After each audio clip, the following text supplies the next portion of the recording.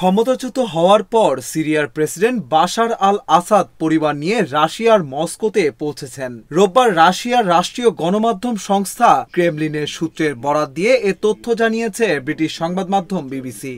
প্রতিবেদনে বলা হয়, আসাদ ও তার পরিবারকে রাশিয়া আশ্রয় দিয়েছে।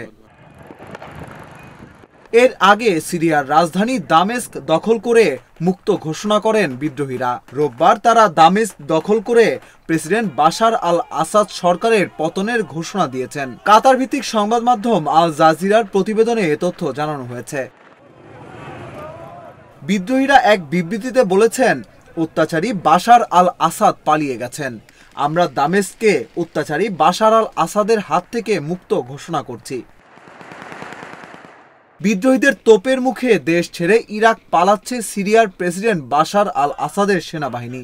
এর মধ্যে প্রায় 2 দশক ধরে চলা সিরিয়ায় বাশার আল আসাদ সরকারের পতন হয়। ক্ষমতাচ্যুত হওয়ার পর তার অবস্থান নিয়ে নানা গুঞ্জন দেখা দেয়।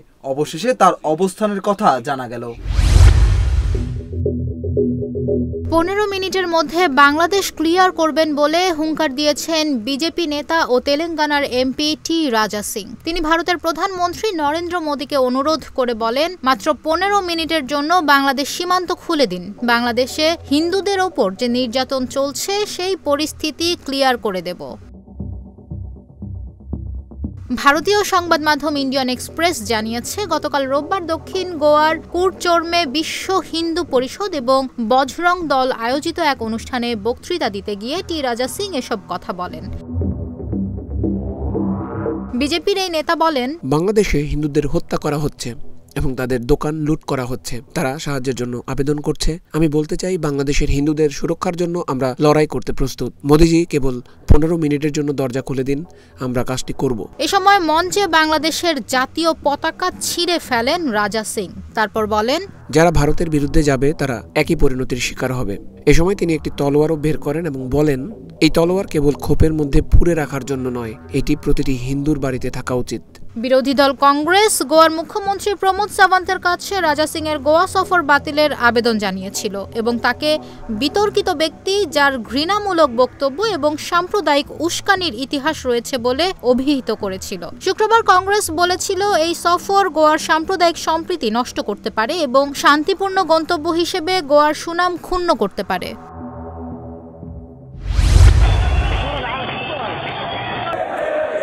সিরিয়ার প্রেসিডেন্ট বাশার আল আসাদের পতনে উচ্ছ্বাস প্রকাশ করেছেন ইসরায়েলের প্রধানমন্ত্রী বেনিয়ামিন নেতানিয়াহু।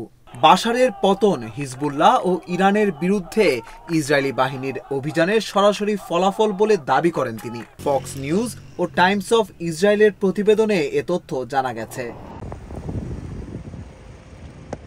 গতকাল রোববার সকালে ইসরায়েল সিরিয়ার সীমান্ত সফরে যান নেতানিয়াহু। সেখান থেকে পোস্ট করা এক ভিডিও বার্তায় বাশার আল আসাদের দেশ ত্যাগের খবরে উচ্ছ্বাস প্রকাশ করেন নেতানিয়াহু। তিনি বলেন, আজকের দিনটি মধ্যপ্রাচ্যের ইতিহাসের অন্যতম একটি দিন। ইরানের অক্ষের কেন্দ্রে থাকা বাশার আল আসাদ এবং তার নেতৃত্বাধীন সরকারের পতন হয়েছে। ইরান ও হিজবুল্লাহর বিরুদ্ধে আমরা যে অভিযান পরিচালনা করেছি তার সরাসরি ফলাফল বাশারের পতন, কারণ এরাই তার নেতৃত্বাধীন সরকারের মূল সমর্থক ছিল। ইসরায়েলের প্রধানমন্ত্রী আরো বলেন,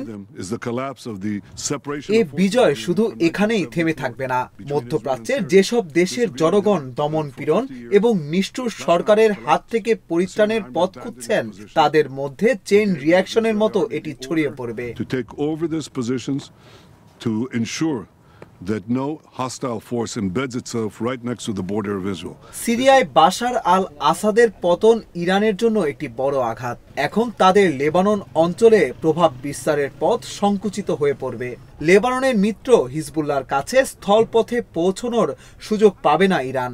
ফলে হামাসের মতো ফিলিস্তিনি গোষ্ঠীগুলো ক্ষতিগ্রস্ত হবে। এর পরিপ্রেক্ষিতে স্বাভাবিকভাবেই উচ্ছ্বাসিত ইরানের চিরশত্রু ইসরায়েল। নেতানিয়াহুর ভিডিও বার্তায় এই অভিব্যক্তি প্রকাশিত হয়েছে। This agreement held. উল্লেখ্য, মাত্র 12 দিনের অভিযানে গতকাল রোববার সিরিয়ার রাজধানী দামেস্কের দখল নেয় দেশটির সরকার বিরোধী বিদ্রোহীরা। পতনের পর স্ত্রী ও 3 সন্তানকে নিয়ে দেশ ছাড়েন বাশার আল আসাদ।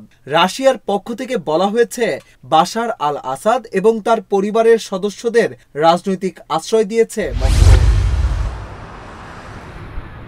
ইরানের বিরুদ্ধে পারমাণবিক অস্ত্র তৈরির উপাদান ইউরেনিয়ামের উৎপাদন সক্ষমতা বৃদ্ধির অভিযোগ এনেছে আন্তর্জাতিক পরমাণু শক্তি সংস্থা IAEA। সংস্থাটির মহাপরিচালক বলেন, তেহরান 60% পর্যন্ত বিশুদ্ধ ইউরেনিয়াম সমৃদ্ধ হয়েছে।